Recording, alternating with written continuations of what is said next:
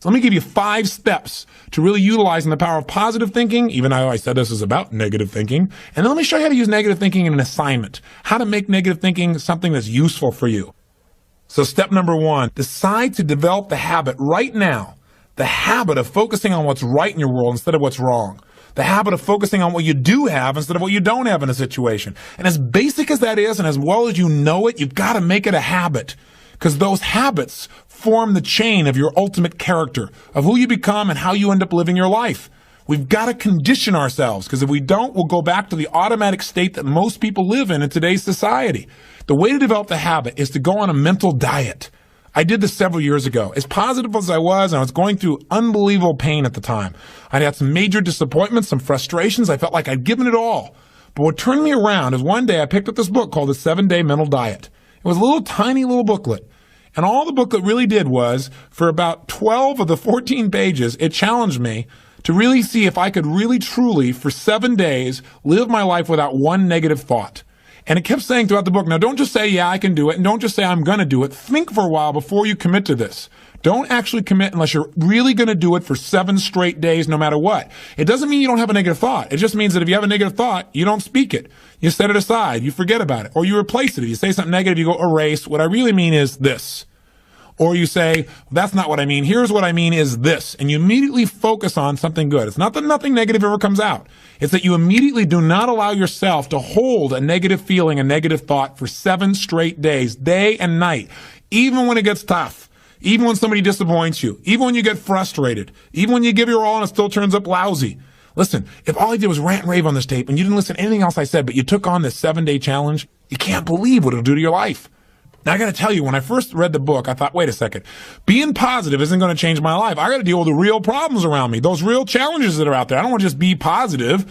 Somebody says, how's it going? I go, I'm doing great. And they go, why? You go, I don't know, but I just feel good. I don't want to be that way. I want to be real. I want to be on top of things. But you know what? I thought, wait a second. I can be positive about solutions. I can still notice that there's some challenges out there without being negative about it.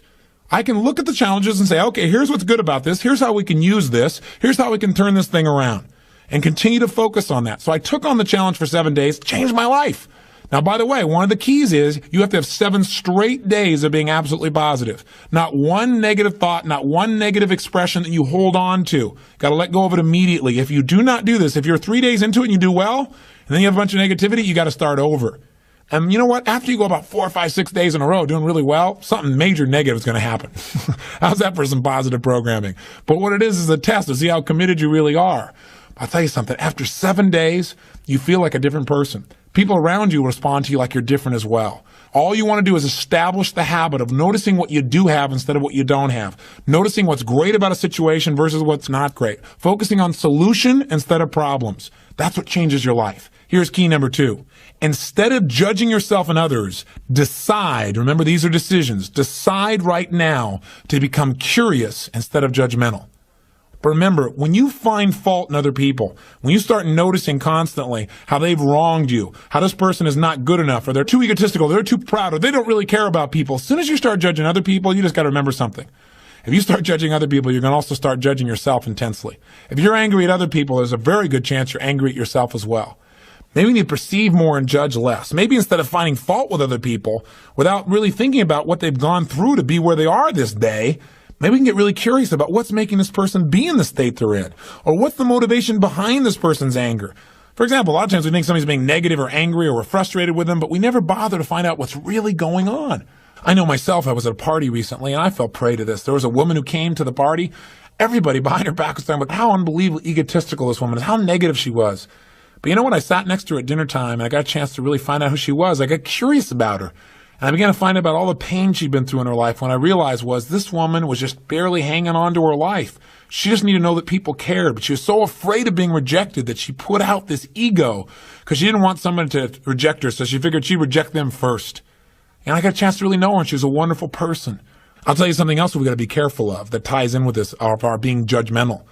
Out of our fear of having heroes in our society today, we seem to try and consume them and destroy them as quick as we can. We try to find something that's wrong with our heroes because, boy, we don't want another Jim Jones. We don't want another Jim Baker. Remember, we got to judge less, perceive more. We got to get curious. Instead of living in a society where we're so afraid, We're so afraid to believe in anything or anyone that we believe in nothing at all, and we lose our power of positive thinking. We try to protect ourselves from things we maybe not even need to protect ourselves from. Or we live in a society where we try and destroy our heroes, where we take somebody like Barbara Walters, an incredible broadcaster, a woman of incredible integrity, who gets nailed by one person in a book, and it's in every newspaper across the land, how she probably stomped on people to get where she was. That's absurd. Or Martin Luther King, after he's passed on, somebody comes back and stomps all over his career and his reputation. Is that the society we want to live in? Any person who takes glee in watching another person's pain will experience plenty of pain themselves. Remember the quote, "He who is without sin, let him cast the first stone." The bottom line is, if you go looking for brown, you're going to find it anywhere you look for it, in others or yourself. Free yourself from the disease of making others wrong, and you'll free yourself from the disease of making yourself wrong. You have a lot more energy to create solution instead of problems. It's part of the power of positive thinking instead of falling for the destructive power of negative thinking. If you want to get curious, just ask yourself, what do I like about this person? Wonder what's going on with this person that would make them feel this way. How could I help this person? As you ask these kinds of questions, you may learn something about how human beings operate, about their motivations, maybe even some things about how to support yourself as you try to support others. Remember, get curious instead of judgmental. Here's key number 3. If you really want to develop the power of positive thinking as a habit, as a lifestyle, as a strategy for success, then decide right now to find something to appreciate from any seemingly negative person or situation. And develop the habit of giving compliments. See, if you really want to have some more positive feelings in your life, you got to keep focusing on what's right. You got to get curious. And most importantly, you got to find something to appreciate even in the tough times. Because in reality, as we've talked about so often before, the toughest times in your life sometimes provide you with the real resources to change your life.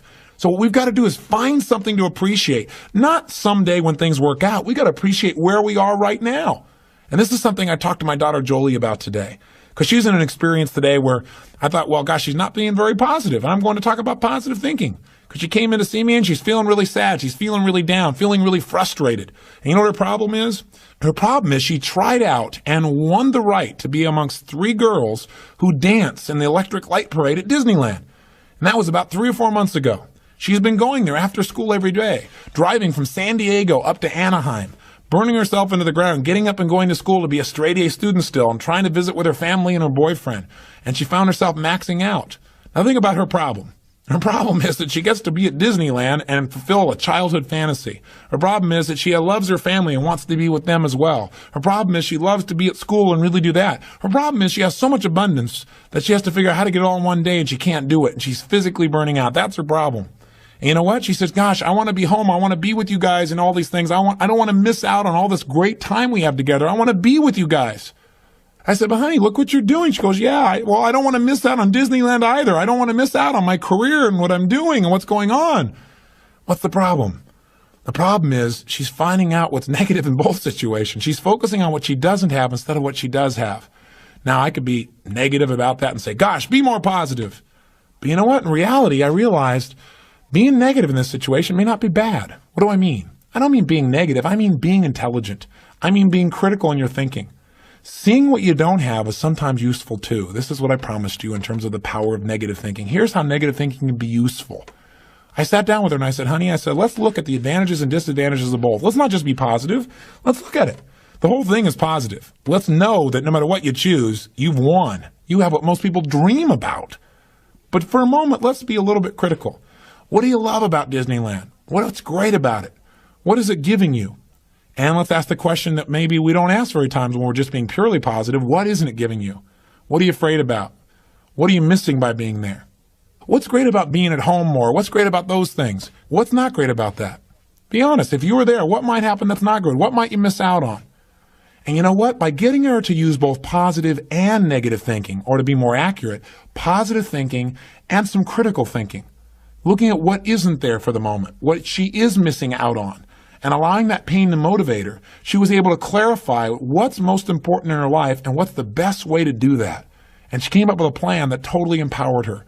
And after a couple hours of conversation and fun, she looks better than she has in about 6 months because she's finally resolved what's most important. And sometimes just being positive and keeping a stiff upper lip isn't enough. Sometimes you got to stop and say, I am positive. I'm going to approach this from a positive way. I'm going to stay in a positive state. But I'm going to ask some questions some people may think of as negative, which is, what isn't working? Because if you're not willing to look at what isn't working, you can get yourself in trouble.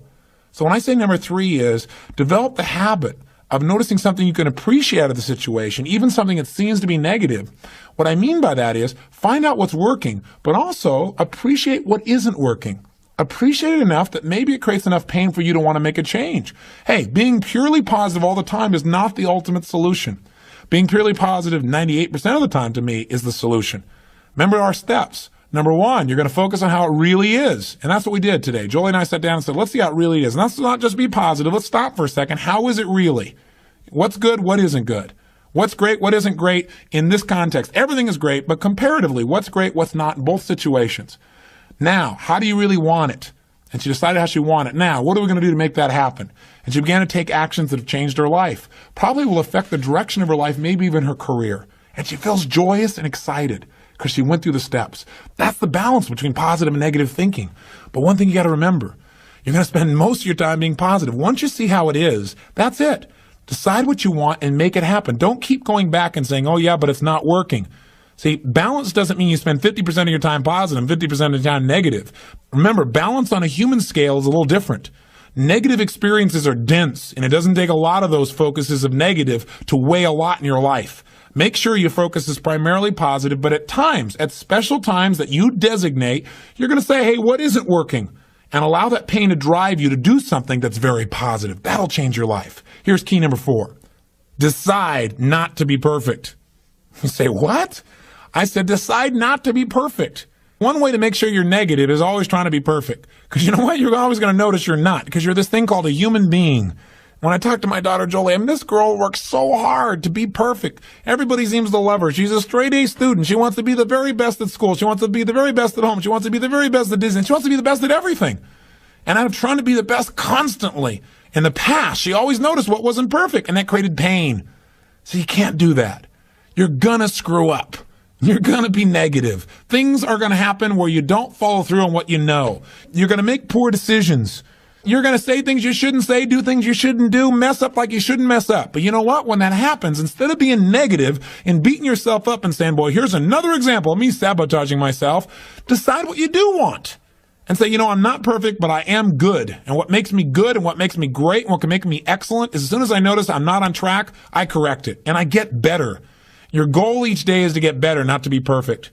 And that's all anyone can ask of you. If every day you really try and contribute more, be more, and do more than you were slightly the day before, that's all anybody can ask. And if you know you're going to screw up and you don't make it a catastrophe, it's easier to bounce right back up. See, the only way you fail is if you quit. But if you learn something and you expand from it and you make some new decisions that enhance your life and the people you care about, then there is no failure. Don't try to be perfect because you'll never succeed. And here's the final one, key number 5. Decide to develop the habit of using the F word, faith. Make sure that you're in the position of utilizing the tool that really positive thinking is about. Positive thinking, I've said it over and over again, really is just the power to believe. And as you believe, so is it done unto you. As you believe, so it's created. You need to make certain that you create that certainty inside yourself. And you know what? You and I both know there are going to be times when it looks grim. And the only power you really have is that power to have faith. To step forth and say, I'm going to put myself on the line. I'm going to have the courage to overcome my fears and to take action, even though it may not work out. Even though I may put out my love and it may not be reciprocated, I'm still going to put myself on the line. Because if I don't, that's the only way I can fail. See, without faith, nothing exists. And remember one more thing. No matter how bad it seems, this too will pass. That you've made it this far. You've been through tough times. Times when you didn't think you could pull it off. And you've made it. If you've made it through all the challenges of your past and your life still works, you still seem to be somewhat happy, you're still standing, as they say, then gosh darn it, you're successful. And you can make it through this too. It's the thing that'll pull you through. Faith is still the power. It's your ultimate power.